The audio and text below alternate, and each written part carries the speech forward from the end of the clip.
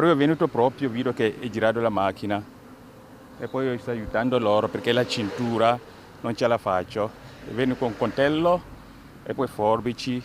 L'hai rotta tu la cintura? Sì. L'auto ribaltata in strada, un uomo e una donna che piangono e gridano aiuto. Rashid Abdallah, custode di Villa Francesca, a mezzanotte esce sempre a mettere fuori l'immondizia. La scena che si trova davanti, apocalittica. La macchina è girata più di 2 o 3 volte. Sono giovani, racconta, parlano inglese, lui riesce ad uscire, lei vomita e piange, è intrappolata. Diversi residenti sentono il botto, chiamano i soccorsi.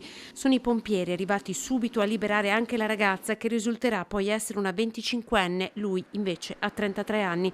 Un'ambulanza del 118 li porta all'ospedale, sono salvi per miracolo. L'auto sarebbe arrivata dalla curva come un bolide, finendo dritta. Che la macchina correva veloce. Sì, secondo me, perché non ce la faccio la curva, finisca che è veloce. I segnali stradali sradicati, la carambola contro il muretto della cancellata, l'insegna della villa spaccata e l'auto che piomba sulla siepe, dove c'è ancora un pezzo del motore. A nulla sono serviti cartelli che segnalano un rilevatore di velocità poche centinaia di metri più in là o quelli che indicano il limite di 50 all'ora.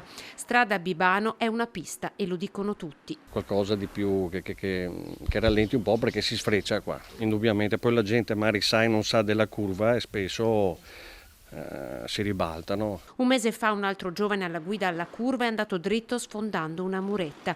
L'incidente nel territorio comunale di Treviso, il box, ad oggi vuoto, si trova già a Carbonera. È solo un deterrente, ma la sua presenza, ignorata dai più, riaccende il dibattito sui velox.